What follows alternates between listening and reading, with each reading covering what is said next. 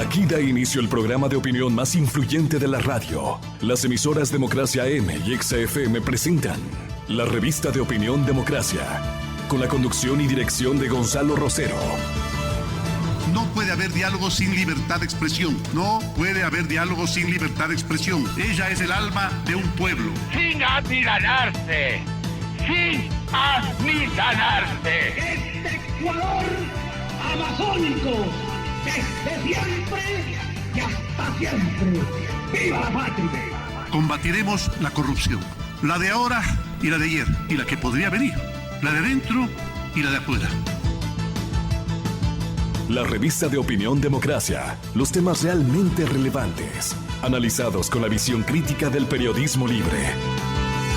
Da inicio la revista de opinión Democracia, el programa en el que usted cree. Comenzamos. Gonzalo Rosero, credibilidad incuestionable.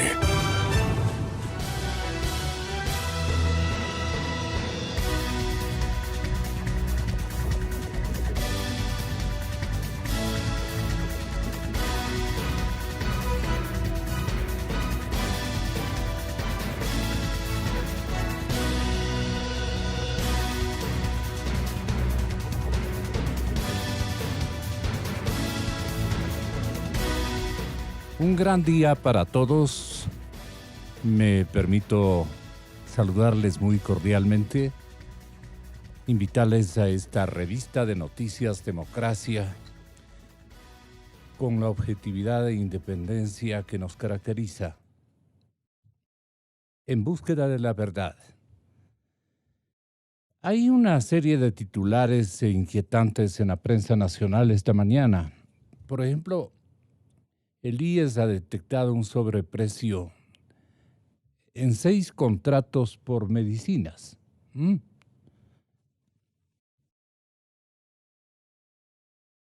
Hubo hasta el 1000% de sobreprecio en las medicinas. ¿Imaginan lo que es eso? Que a un ítem, que a un producto farmacéutico que cueste $1, le pongan 1000. Así es. Estoy muy honrado con la presencia de la abogada Dora Ordóñez, viceministra anticorrupción, que nos acompaña esta mañana. Y Jaime Carrera también nos dará el favor de contestarnos este momento. Desde luego, es este el momento adecuado. El momento adecuado es este. El analista económico nos va a atender en breve. Muchas gracias, doctora, por estar aquí. Nos ponemos mutuamente a las órdenes. Bienvenida. Oye, esto de concebir de que el IES haya ubicado a través de un diligente monitoreo de parte, entiendo que de su división anticorrupción, o en la misma institución, aunque, como dicen en el vulgo, el director o el presidente del consejo directivo, yo no sé, se sorprende el hombre. Pero si el sobreprecio en 6 contratos por medicinas está en este momento estropeando todo el trabajo tanto de ustedes como de la división dirigente del estamento máximo del Instituto Ecuatoriano de Seguridad Social, el señor Paul Granda, presidente del Consejo Directivo, ha explicado que los problemas en la adquisición de medicinas tienen una connotación que me gustaría usted le pueda entender a su paisano. Dice que es una adquisición de medicinas con afectaciones estructurales, pero aclara que está solucionando. Al momento tenemos un 83% del abastecimiento a lo largo de todo el país y este es un problema que necesita medidas serias a largo plazo. Estos enunciados son de todos los días, estamos acostumbrados, largo plazo, estructural, daño orgánico. Luego de que el señor presidente de la Comisión Ciudadana de Lucha contra la Corrupción, el economista Jorge Rodríguez, ayer aquí y en otros lados, en una senda conferencia de prensa, dijo, doctora, que las denuncias con una sola o con una pequeña muestra de 6 contratos de adquisición de medicamentos se pudo determinar sobreprecios más allá de los 3 millones de dólares. En efecto, son 3.126.000, no vamos a dar los centavos. Pero esto naturalmente daña la bilis. Granda ha anunciado que ya está prácticamente en el 98% de desarrollo de la implementación de un sistema único de compras con la tecnología necesaria para rastrear las medicinas hasta su entrega a cada paciente. Imagínense lo que es eso, un notable esfuerzo, pero que yo personalmente no lo creo.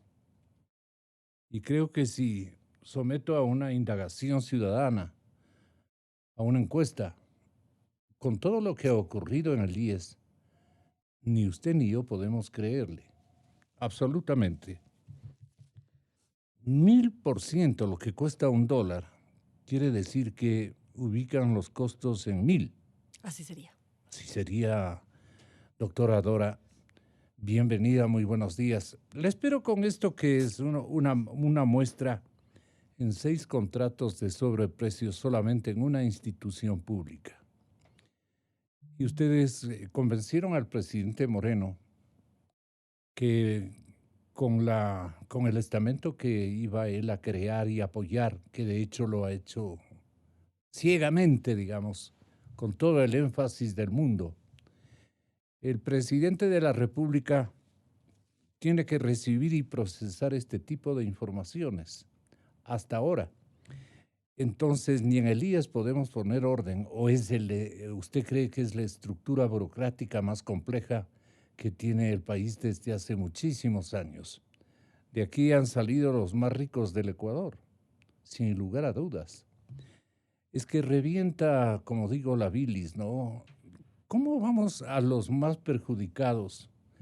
Los trabajadores, la gente que depende de la asistencia médica y naturalmente de la incorporación de la mayor parte de partidas presupuestarias en bien de su salud, tenga que atravesar por estos, aún no tan resquicios, sino por esta industria de la corrupción. Es una industria en nuestro país.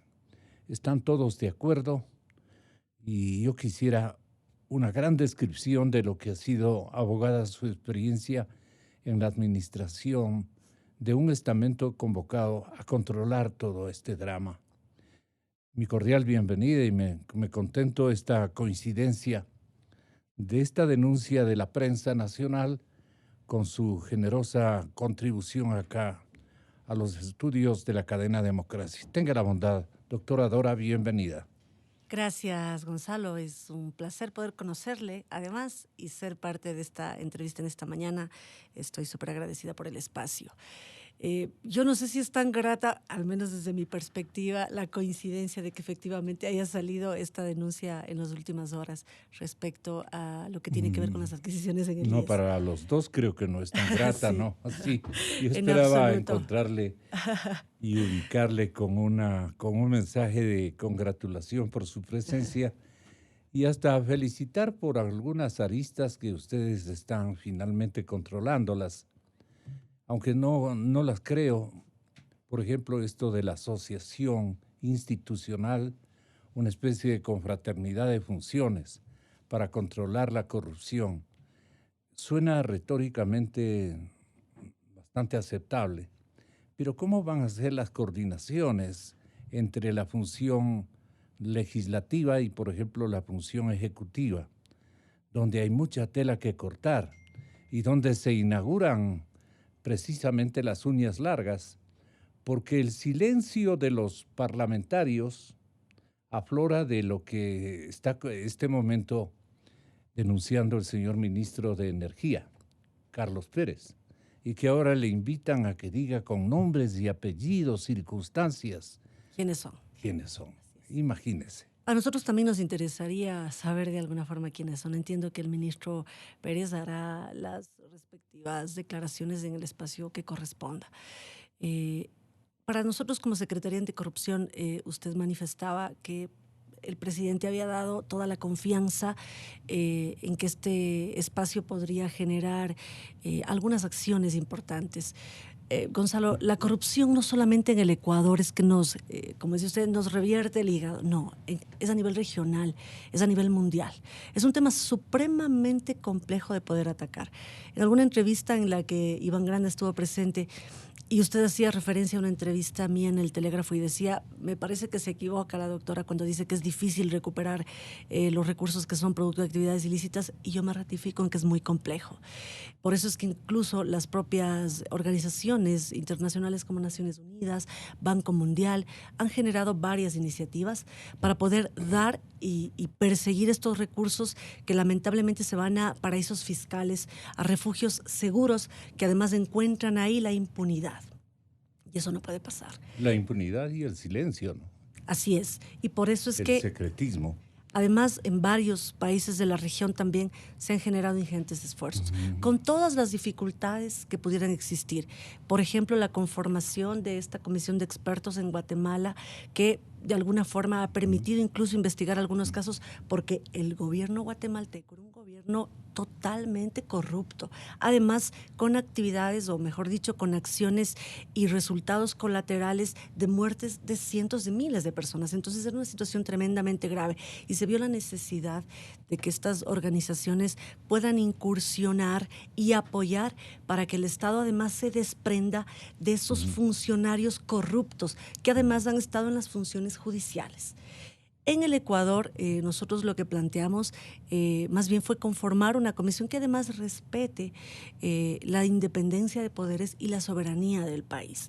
Esta comisión, que ya está actuando, ha tenido 2 misiones prácticamente en el país y que además ha generado ya una hoja de ruta para en los próximos 3 meses, y con la posibilidad de que se queden 6, puedan generar recomendaciones. También puedan acoger investigación de casos hasta donde la competencia les permita, de algunos casos que puedan ser puestos en su conocimiento. ¿En qué pueden asociarse, siendo pragmáticos? La Secretaría Anticorrupción, en cooperación. No, las dos. La las Comisión dos de Expertos, instancias, digamos. la Comisión de Porque, Expertos. Claro. También. En cooperación. Interfuncional, ¿cómo se llama? En cooperación internacional, en apoyo, por ejemplo, incluso para temas de reforma legislativa que se requieren, Gonzalo. Desde luego. Esta semana que nosotros hemos suscrito un convenio con la Asamblea Nacional, lo que esperamos y queremos conseguir es que efectivamente se puedan debatir estos temas en la Asamblea.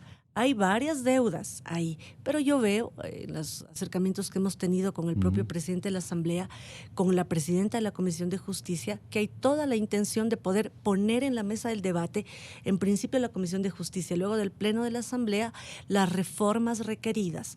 ¿En qué? Código Orgánico Integral Penal, en lo que respecta, por ejemplo, al comiso de bienes que además han sido producto de actividades ilícitas, pero que no necesariamente tengan ya la sentencia de un juez que determine la responsabilidad penal, sino más bien que se pueda hacer a través de un comiso, incluso en estamento administrativo. Porque claro, sucede mucho que se determinan culpables, cumplen su condena y después de los años que han estado presos y salen, lamentablemente, salen a hacer uso y usufructo de estos bienes que han sido además adquiridos con actividades irregulares. Entonces, ese es un tema importantísimo que la Asamblea necesita debatir. Es un tema adicional que, por ejemplo, a propósito del caso Rosverde, que además en este espacio de entrevistas se ha hablado muchísimo en las últimas semanas, también es necesario que el Código de la Democracia resuelva sobre los fondos que se destinan para el financiamiento de la política, ¿no? Entonces, varios temas que la Asamblea tiene todavía pendientes, pero el convenio en específico que suscribimos con ellos, lo que determina es que se pueda conformar una oficina de integridad, como sucede en otros países, como sucede en Perú, como ha pasado en Brasil, como ha pasado en Colombia, que lo que buscan es prevenir que se den actos de corrupción. Además, Gonzalo, la Asamblea también ha planteado dentro del convenio, y así lo suscribimos, es que se pueda certificar varios procesos que ellos llevan adelante. Uno de ellos, por ejemplo, la contratación pública a través de una norma certificada que es antisoborno, ¿no?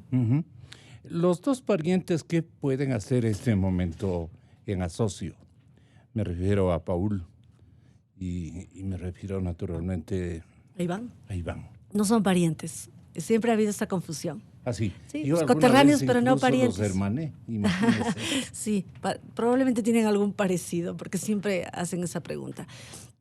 A ver, nosotros con el Instituto Ecuatoriano de Seguridad Social también hemos planteado la necesidad, y también con el Ministerio de Salud, de suscribir este convenio.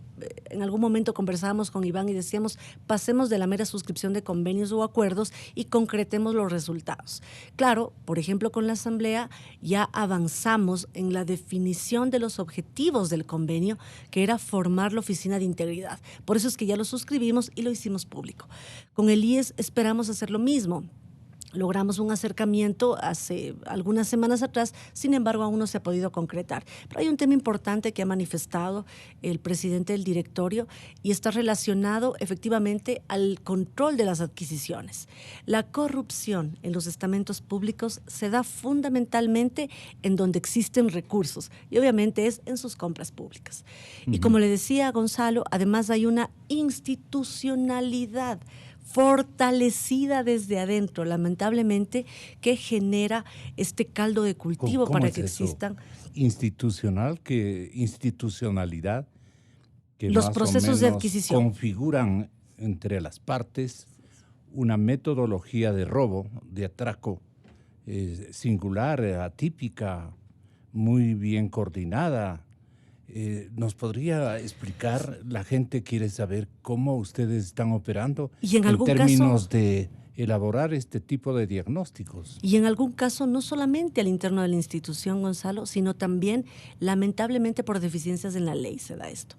La ley de contratación pública necesita ser reformada en el sentido de que se requieren o deberían requerirse nuevamente los informes previos de la Procuraduría y de la Contraloría para que se den estos procesos de adquisiciones.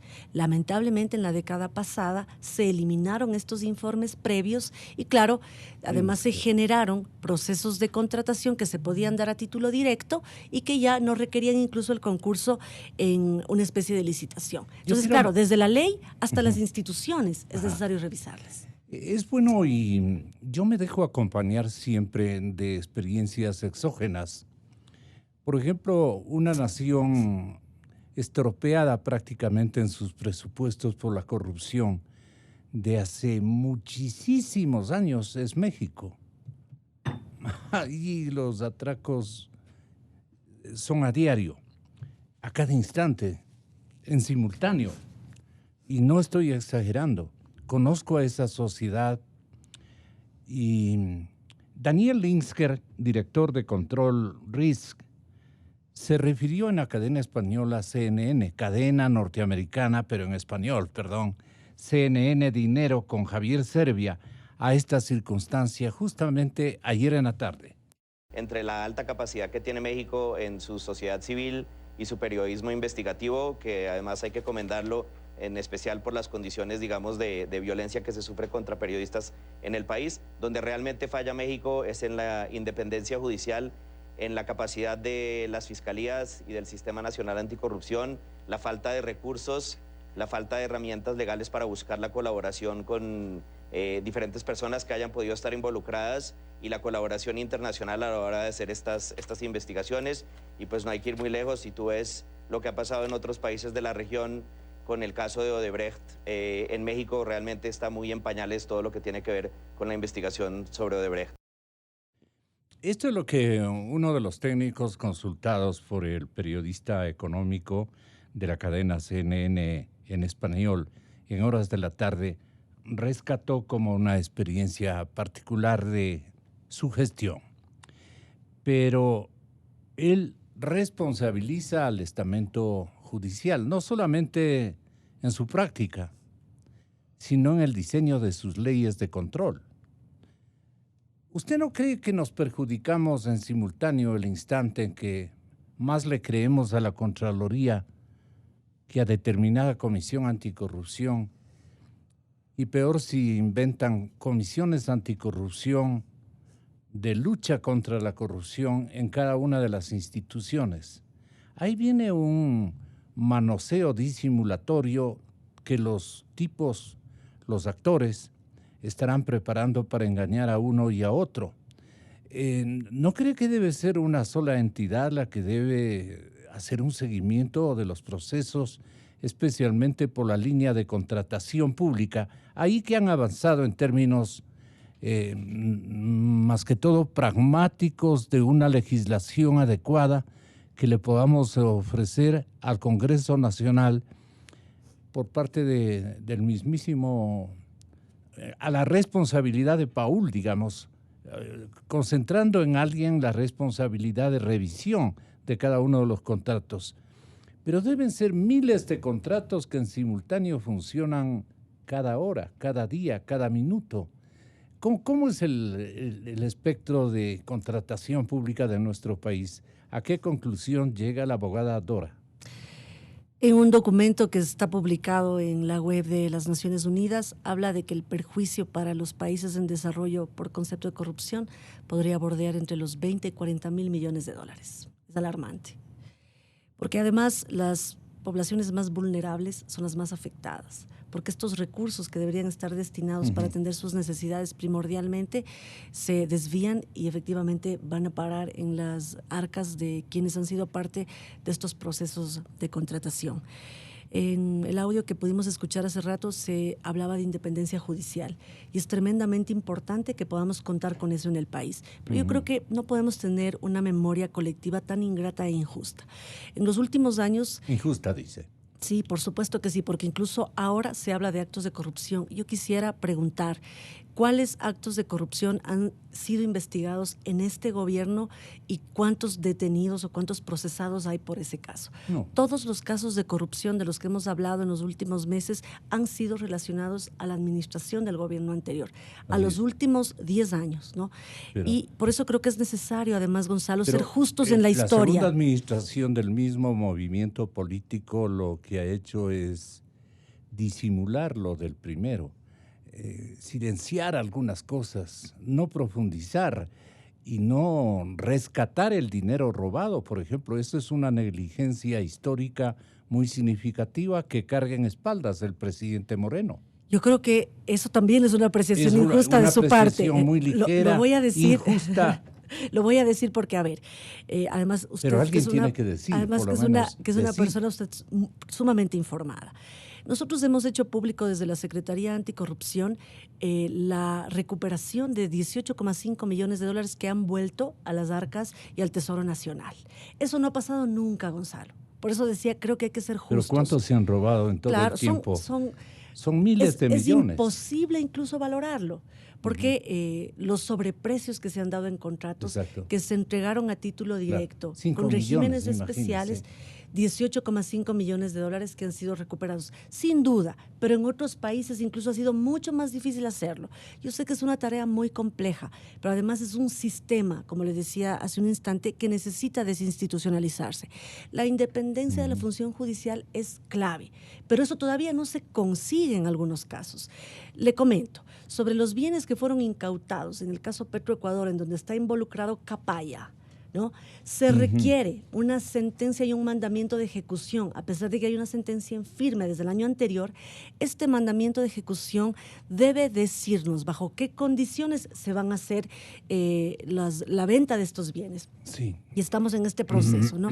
Entonces, varios otros procesos que ya están ventilándose, pero que lamentablemente difieren audiencia tras audiencia. En el mismo caso Petroecuador, cerca de 3 veces ha sido entregado un certificado médico por parte de quien debe comparecer para pretexto de no poder asistir a la audiencia. Entonces eso retrasa todo el proceso. Habría que ver cuál es la posición del juez para retrasar la audiencia en tantas ocasiones. En tantos meses que ustedes han estado al frente de este gran desafío, Dora, ¿a cuál país regresarían a ver ustedes como un referente de lucha atinada, completa, complementada por un sinnúmero de instituciones, pero más que de instituciones, de estrategias y de leyes, de jurisprudencia destinada a la investigación? Yo, por ejemplo, creo que la pregunta que se impone, y lo vamos a ubicar con su permiso, a Jaime Carrera, que está en este momento con nosotros, el economista que maneja estos temas. Jaime tiene la bondad de colaborarnos y le preguntamos, en América Latina, ¿quién está mejor preparado como país para combatir la corrupción, Jaime? Gracias la llamada, Gonzalo. Un saludo a la doctora Ordóñez y a la audiencia.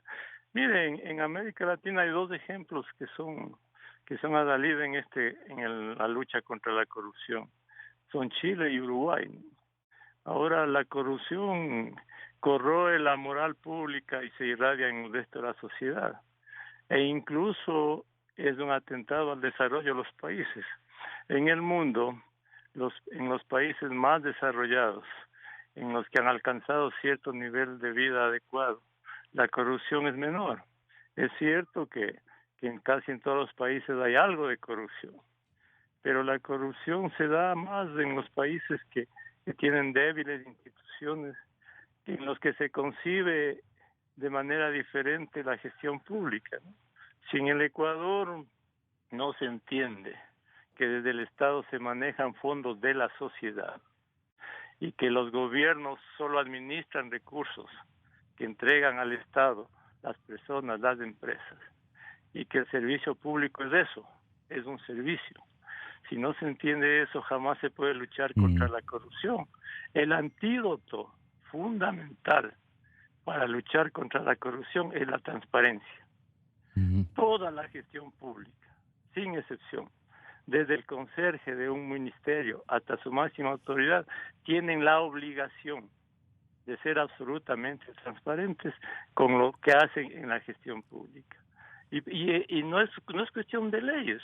En el Ecuador hay la ley de acceso a la información pública. En el Ecuador hay el Código de Finanzas Públicas que establece sanciones a la falta de transparencia en el uso de fondos públicos. El problema no está ahí. El problema está en que no se institucionaliza la transparencia desde el manejo de la función ejecutiva y del Estado. Si todos, absolutamente todos, fueran transparentes y no hubiese cortapisas al acceso de la información de toda la sociedad, de los organismos. ¿Dónde serán las cortapisas? La estructura burocrática. La doctora Ordóñez decía que hay una está institucionalizada la corrupción, pero desde el ejercicio del poder tiene que romperse esas estructuras corruptas que hay en el Estado. Y cuando alguien pide la información con nombramientos de funcionarios honestos, con la transparencia desde el Estado, no debe haber ninguna negativa a dar información. Mire, cuando se pide información, y los medios lo saben esto, piden información y la dilación en las estructuras burocráticas es de terror. Es decir, cada uno se guarda información. ¿Qué resultado podría dar, economista, una firma de un convenio marco de cooperación interinstitucional entre 2 grandes bloques de corrupción? Qué pena decirlo. La secretaría, digamos, la presidencia o la función ejecutiva, más bien, porque es toda una función, y la Asamblea Nacional como toda una función, con enormes responsabilidades. Hay un convenio marco que ha sido trabajado de cooperación institucional. ¿Esto podría aflorar en buenos resultados? ¿Cuál es su opinión? Eso no da resultado, Gonzalo, porque el problema del Ecuador no son convenios. El Ecuador se ha cansado de hacer convenios, comisiones, instancias burocráticas, y la corrupción sigue igual. La Asamblea tiene por obligación institucional, constitucional, democrática, tiene la obligación de fiscalizar y de dictar leyes. Es una obligación intrínseca. Pero entre de la las dos Asamblea. funciones, ¿no cree que pueden concertar una comisión de justicia y una estructura del Estado, como anuncian en su base motivacional las dos instituciones macros? Es que, Gonzalo, el gobierno ha hablado y es correcto. La independencia, la democracia se funda en la independencia de poderes. El Ejecutivo con su función, la Asamblea con su función, la justicia con su función, el control con su función. Cada uno en su andarivel tiene la obligación de cumplir su función. El Ejecutivo lo que tiene que hacer es ser absolutamente transparencia y facilitar el descubrimiento de la corrupción pasada e impedir la corrupción futura. Y eso se hace con transparencia del Ejecutivo. El Ejecutivo es básico en la lucha contra la corrupción. ¿De qué manera puede ponerse el Ejecutivo en cinemascope, para ponerlo así en esos términos?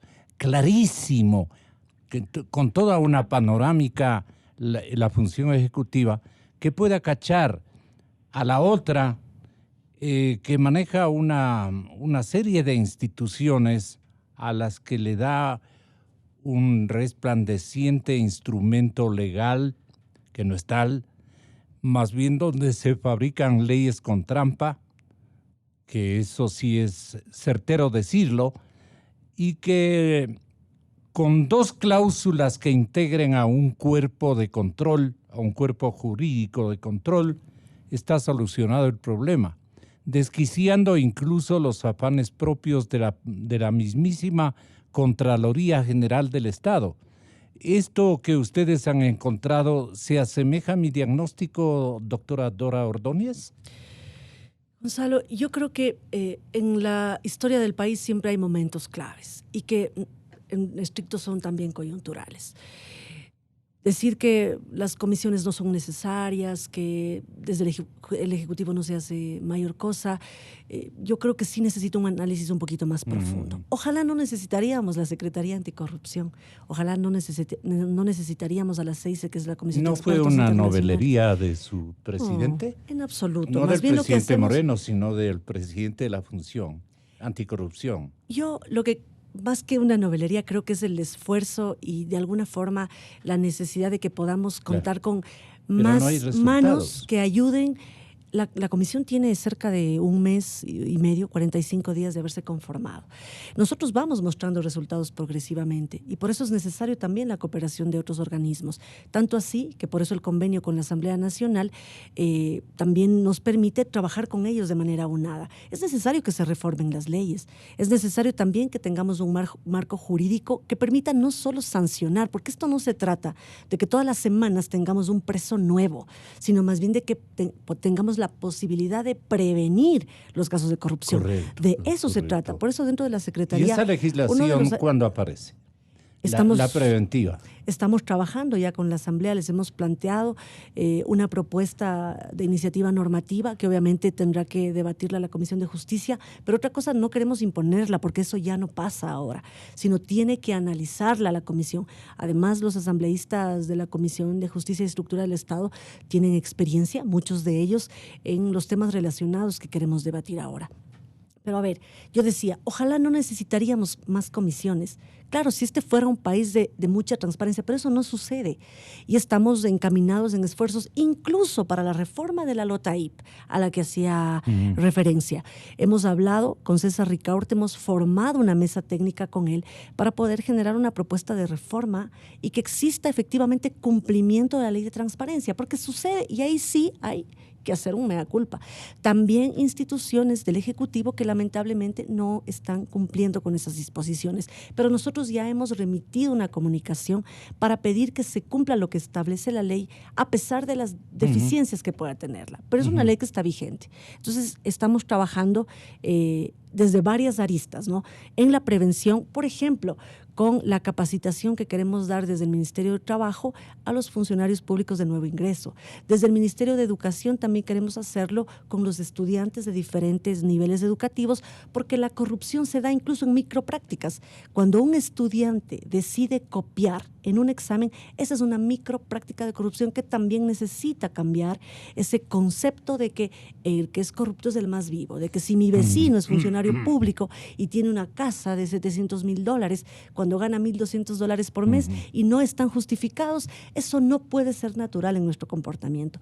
Y además, Gonzalo, también hay que viabilizar una denuncia efectiva que además proteja a la persona, que pueda mostrar esa intención de que haya transparencia en el servicio público. No todos los funcionarios públicos somos corruptos, y en eso yo quiero ser categórica.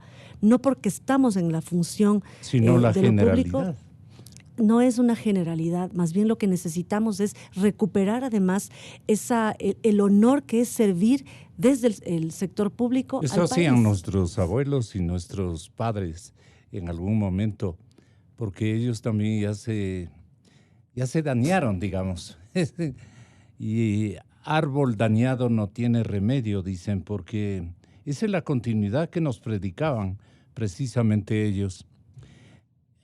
Vamos a la práctica de inventos nuevos. Unidades antisobornos, Jaime Carrera, ¿le parece a usted súper adecuado el momento de instalarlos en toda la administración pública? Está a este momento el gobierno apuntando a crear unidades antisobornos. ¿Cuál es su opinión desde afuera? Bueno, que el gobierno tenga el empeño y el esfuerzo de luchar contra la corrupción, sin duda que es positivo. Ya, pero las unidades antisobornos... Lo que había que cuidar, Gonzalo, es que este tipo de unidades, si bien tienen un propósito que va en la dirección correcta, no se vean envueltos en la maraña administrativa y burocrática del Estado.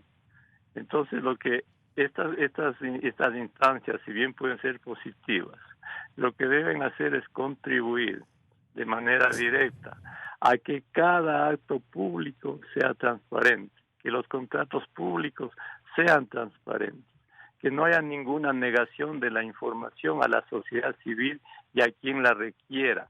Sería bueno que estas unidades institucionalicen la transparencia y cualquier método o mecanismo de prevención de la corrupción y de romper las estructuras burocráticas corruptas, ¿no? ¿Qué le pediría como explicación, obviamente con el respeto que usted le caracteriza, a la doctora Ordóñez, para que nos explique a todos los ciudadanos ecuatorianos en qué consistirían estas unidades antisobornos? Le paso el turno a usted, doctora Ordóñez. ¿En qué consisten?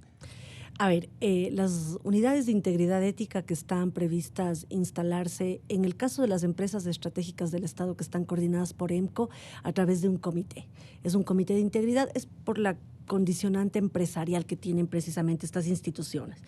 La idea es que generen asesoría directa a los directorios y que además estén a formadas, los directorios contratantes de cada empresa del Estado. A los directorios que son quienes disponen. Así es, que están conformados en su estructura. Desde ahí comienzan a repartirse las comisiones en los directorios. No, a ver, los directorios son los que contarán con la asesoría y el acompañamiento de los comités de integridad. Sí, pero digo, en la actualidad, en los directorios comienza la nefasta tarea de robarse. Por supuesto que sí. Claro. Por eso es clave la presencia de un comité que además ha pasado por pruebas de confianza, Gonzalo, debo decirlo. Una de las pruebas, más allá de las cualidades técnicas y profesionales, es la prueba del polígrafo. Es una de las primeras recomendaciones. ¿En cada directorio? En absolutamente todos los comités que se van a conformar en las empresas. En estos. Cada comité está conformado por un presidente y 2 coordinadores. Estas son las unidades antisobornos. Estas son las unidades A ver, antisobornos. ¿cómo funcionan? Ya. Están conformadas con estándares internacionales de OCDE. No es que nosotros las conformamos como Secretaría Anticorrupción en función de un instructivo propio, no. Es OCDE quien nos ha dado los elementos y los indicadores bajo los cuales se debe seleccionar el personal. Y le decía, una de las pruebas de confianza es precisamente pasar por el polígrafo, ¿no? Estamos en ese proceso en este momento. Ya 6 de las empresas están listas para acoger al Comité de Integridad. Hace unos días hicimos público el pronunciamiento en donde ya hemos puesto en conocimiento incluso de los gerentes, porque los comités no dependen de los gerentes, ni responden a los gerentes de las empresas, sino coordinan directamente con la Secretaría Anticorrupción. ¿Qué van a hacer? Revisar los procesos de contratación, ¿no?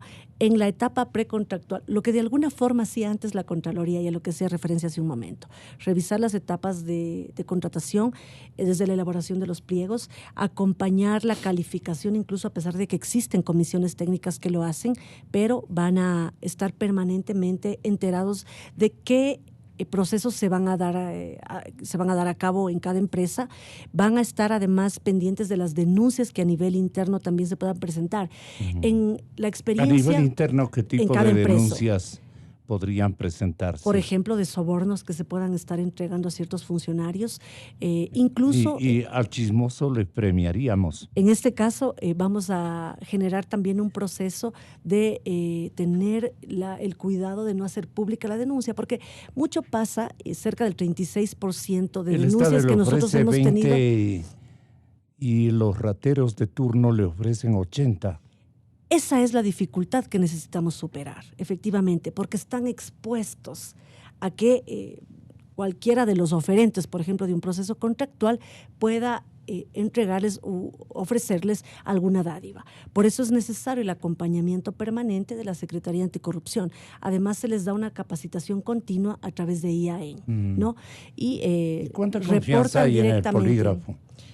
Bueno, la confianza que técnicamente nosotros tenemos en instrumentos como estos, pero necesitamos formar además funcionarios que tengan el compromiso de servir con transparencia. Yo creo en las personas todavía, Gonzalo. ¿No cree que está en la selección del personal, no el premio que les dan los partidos políticos o los funcionarios? En absoluto, en absoluto. O que naturalmente ponen a sus buenos amigos en los puestos claves de contratación pública y ellos se hacen los que no ha pasado nada y los que están controlando la situación. Ahí hay un enredo que ojalá un hombre experimentado como Jaime Carrera nos pueda revelar su propio diagnóstico. ¿Qué ha pasado con digamos, estos agentes que llegan a una institución escogidos minuciosamente y con buen criterio en unos casos, en la mayor parte lamentablemente que sean expertos en engañar a los demás? Los escogen los que han salido ungidos como vocales de un directorio contractual o algo por el estilo en cualquier instancia administrativa del Estado.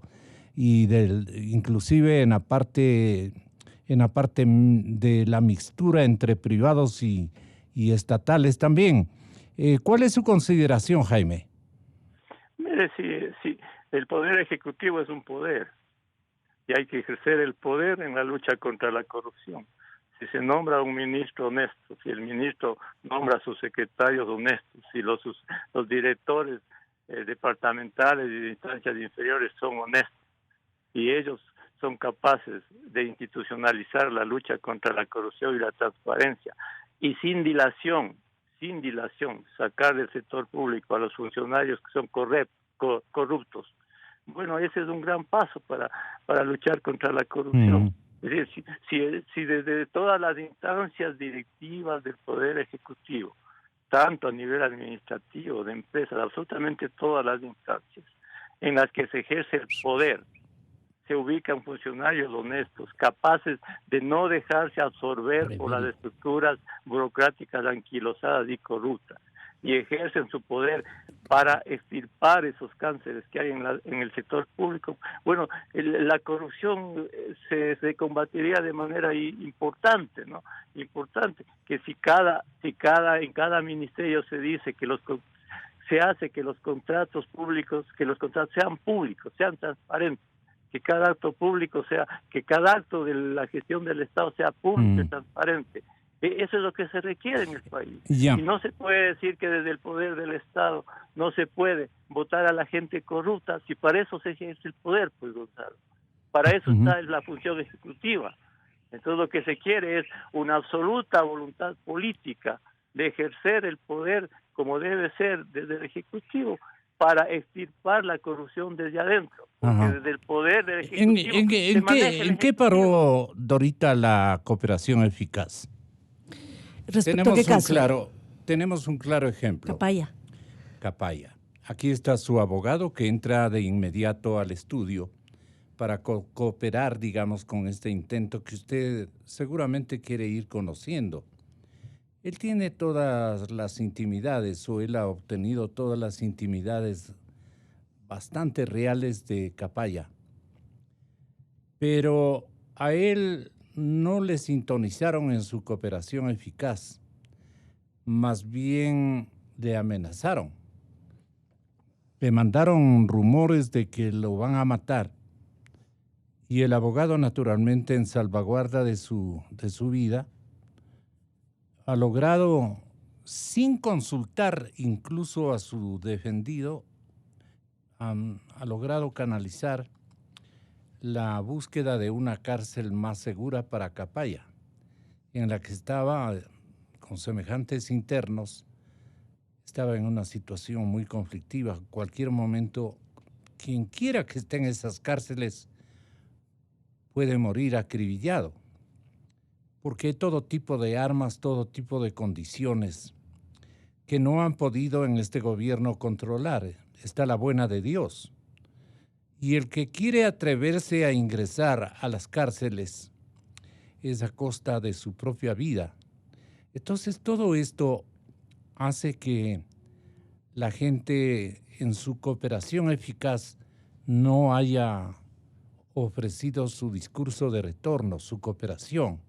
Esa es la parte que a mí me parece que el doctor Miguel Rebelo podría ser tan amable en explicarnos, porque estaba aquí. El doctor Rebelo. ¿Perdón? Creo que está por venir. Ahí estaba el doctor Rebelo en este asiento de acá. Pero bueno, ¿usted le ha escuchado, doctora Ordóñez, al doctor Rebelo en alguno de los enunciados? Sí. Carlos Pareja Llanuselli ahora va a poder desde la cárcel de Ambato desarrollar lo que él ha comprometido a los medios de comunicación y a las autoridades judiciales.